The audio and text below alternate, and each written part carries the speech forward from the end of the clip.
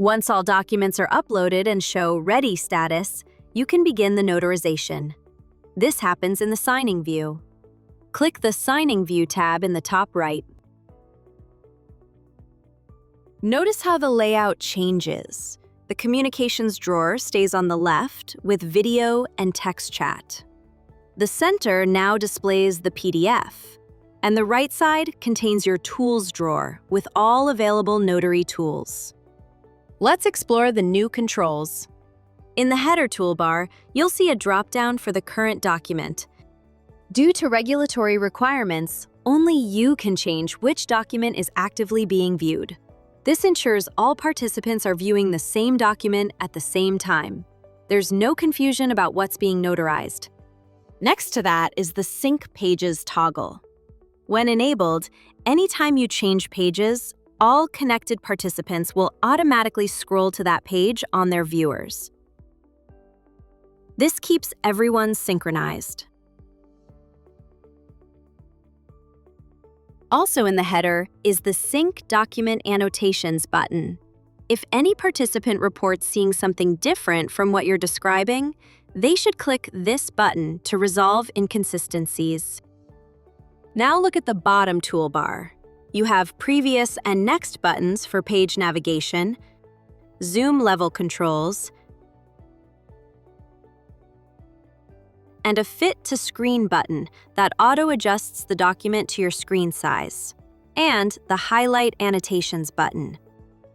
Let's add some annotations, then see what happens when I click the Highlight Annotations button.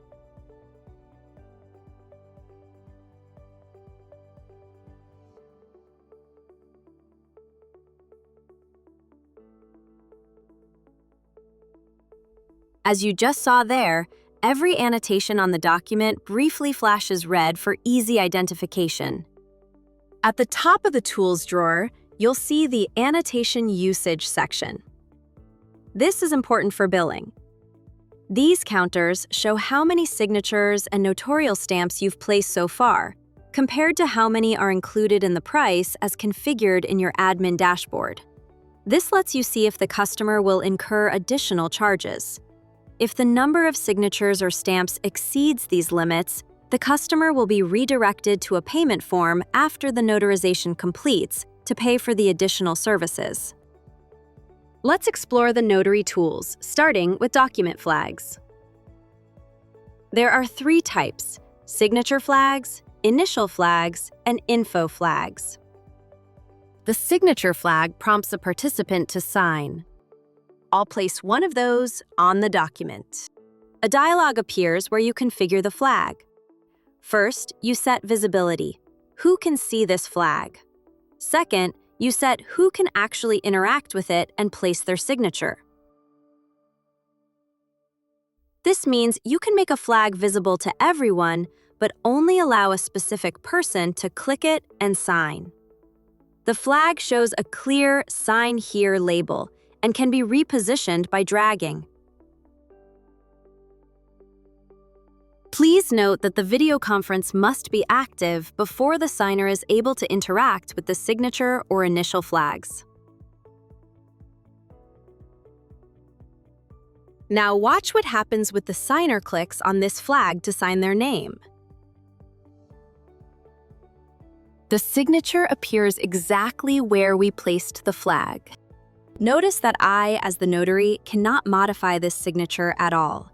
I can't move it, resize it, or delete it. Only the signer who has placed it has control over their signature. The initial flag works the same way, but collects an initial instead of a full signature.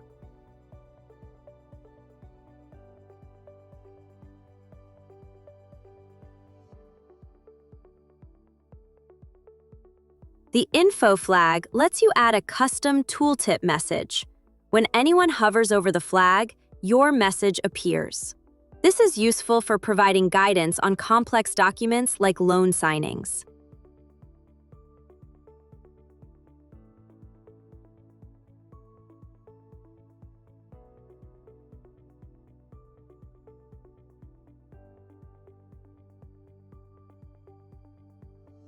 The Notary Certificates section provides essential tools.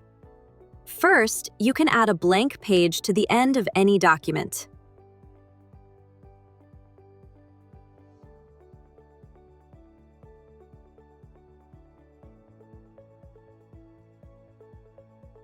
Next, you have buttons for predefined certificates, acknowledgement certificates, jurat certificates, oaths and affirmation certificates, and signature witnessing certificates. Let me place an acknowledgement certificate now.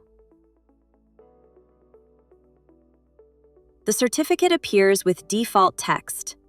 If you want to customize the exact wording of these certificates, you can do so in your admin dashboard. Go to the Notary Setup page. Click on a notary to bring up the Details dialog, and scroll to the bottom where you'll find text area inputs for each certificate type.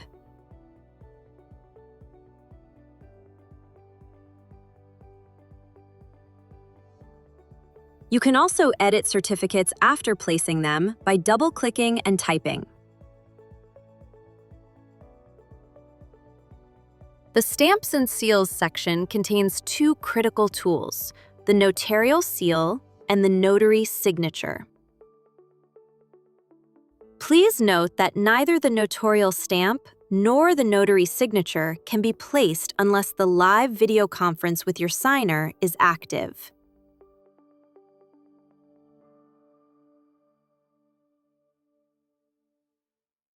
Let me place a notarial seal on this certificate. Now, I'll add my notary signature.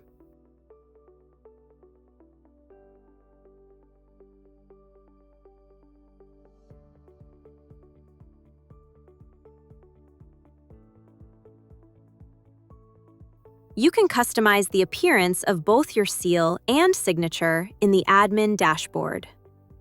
On the Notary Setup page within your notary profile, the Commission Information section controls your seal,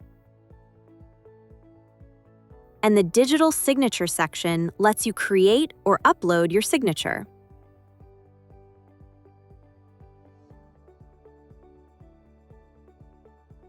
Below the Stamps and Seals section, we have the Notary Info section. These buttons insert dynamic content like today's date and time, your commission number, commission expiration, your name and state, or a pre-rendered signature line.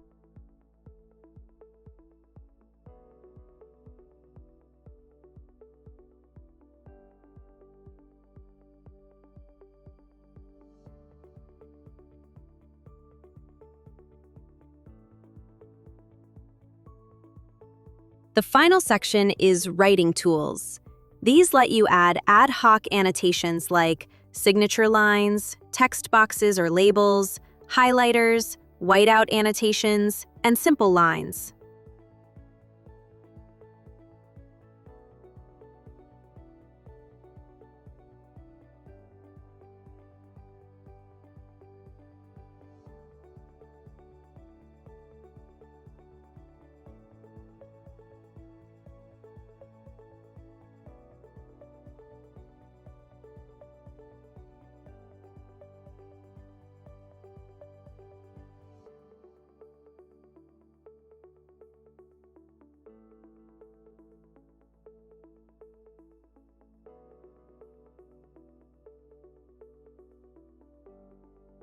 With an annotation selected, you can drag it to reposition it,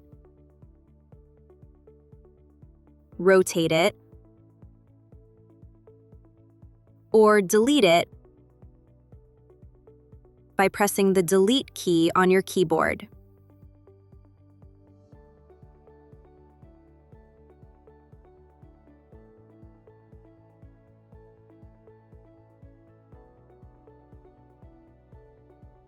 Text-based annotations, like certificates, notary info, or text boxes, can be edited by double-clicking and typing.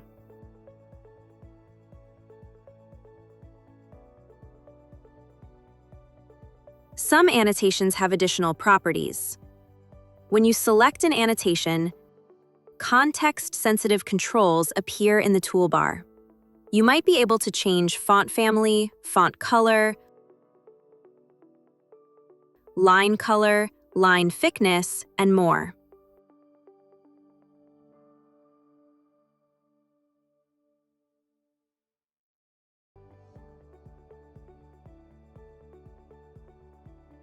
Important permission rules. As the notary, you control all annotations except for signatures and initials placed by signers. Signers can only manipulate their own signatures and initials. You cannot modify signer signatures or initials in any way. Now that we've covered all the tools and how to work with annotations, we're ready to move forward with the notarization process. But first, we need to ensure the signer has joined the session so that we can start the video conference.